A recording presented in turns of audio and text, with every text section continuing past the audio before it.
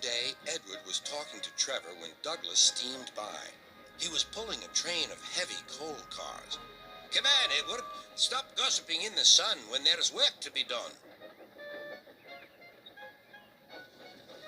Later, Edward spoke to Douglas. "Trevor and I are old friends, and you and he have a lot in common, too." "We do?" quizzed Douglas. "And what would that be?"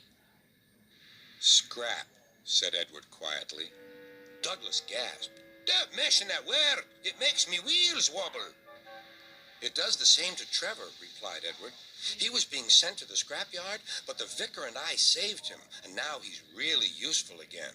Even so, Sir Topham Hatt certainly does need another steam engine here." "Aye, he does, and quickly."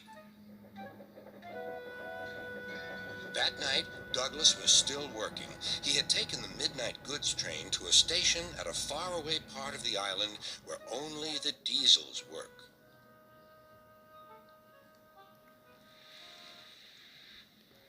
He was just shunting, ready for his return journey, when... "That sounds like a steam engine," he thought. The hiss came again. "Who's there?" asked Douglas. A whisper came. "Are you Sir Topham Hatt's engine?" "Aye, and proud of it." "Well, I'm Oliver, and I'm with my brake van towed. We've run out of coal and have no more steam." "But what are you doing?" "Escaping." "From what?" "Scrap." Douglas shivered. Then he remembered Edward's story about saving Trevor. "I'll be glad to help you. It'll have to look, though, as if you're ready for scrap and I'm taking you away." Their drivers and firemen agreed to help, too. Everyone worked fast. "No time to turn round. I'll run tender first. Come on."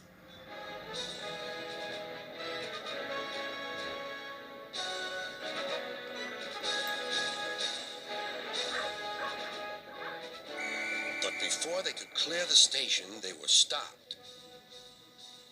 "Aha!" called a foreman. "A Great Western engine and a brake van, too. You can't take these." "Aye, but they're all for us," said Douglas's driver. "See for yourself." The foreman looked all over Oliver. "Seems in order. Right away, guard."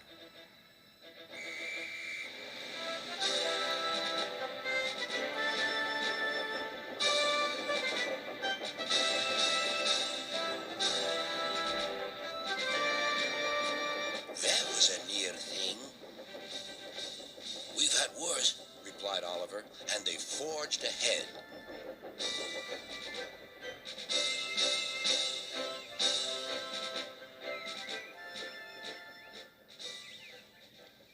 It was daylight when their journey ended.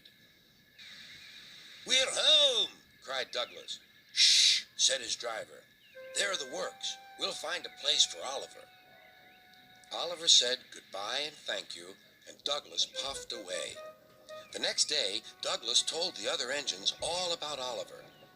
"Sir Topham Hatt will have to know," said James. "Douglas should tell him at once," added Gordon. "Well, here he is," said a voice. "Now, what's this all about?" "Beg pardon, sir, but we do need another engine." "Yes, sir," ventured Gordon. "A steam engine, sir."